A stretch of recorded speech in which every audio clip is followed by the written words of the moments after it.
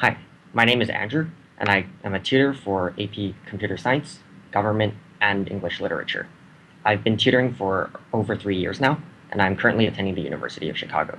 I've had extensive experience tutoring everything from computer science to the humanities, and I hope to work with you.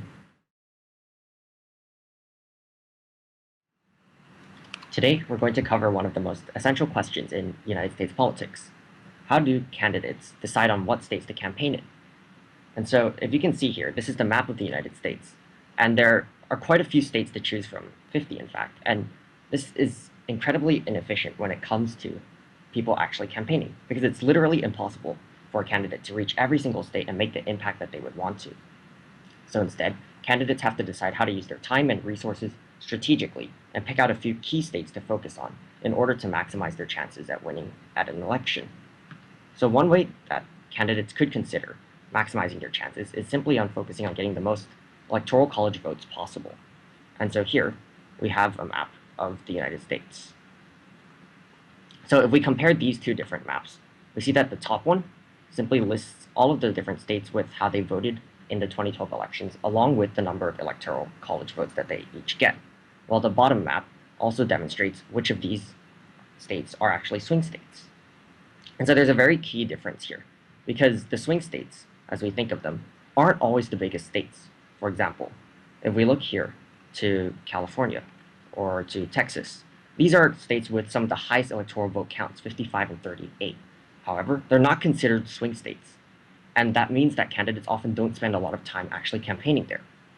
While this might not at first make very much sense because they count for so much, it does when you think about it a little bit more.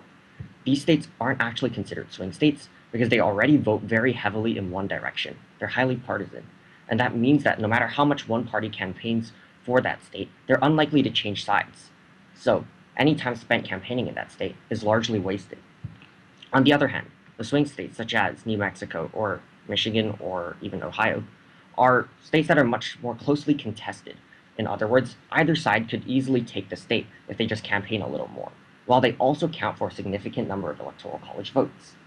Overall, this means that if somebody were to focus more on these kinds of swing states, they're more likely to affect the outcome of the election and change voters' minds. For a closer look, we could take a look at Ohio right here. We see that it's actually pretty evenly divided in terms of the number of districts that it has. There are quite a few ones that are leaning Republican and quite a few ones that are leaning Democrat. However, because it's so close, this is why it is a swing state.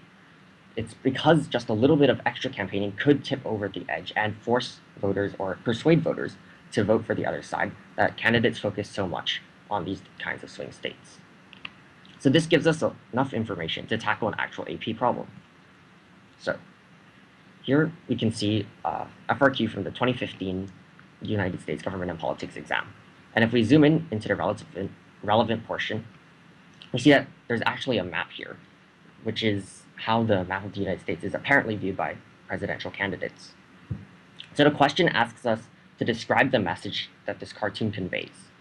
And what immediately jumps out is that some states are much enhanced, while other ones are sort of diminished. And because we've just covered swing states, it should be pretty obvious what here is being enhanced. Colorado, Ohio, Florida, all of these are swing states and ones that are closely contested. So it is quite clear that this cartoon is emphasizing the importance of swing states relative to other states. So if we want to correctly answer this question, we'd have to talk about how the cartoon emphasizes these swing states and how presidential candidates spend a disproportionate amount of time in them compared to other states.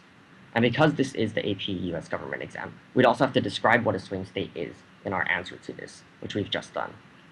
So if we actually look at the answer key, we would see that we've actually accomplished this. I hope you found that lesson interesting, and I look forward to working with you soon.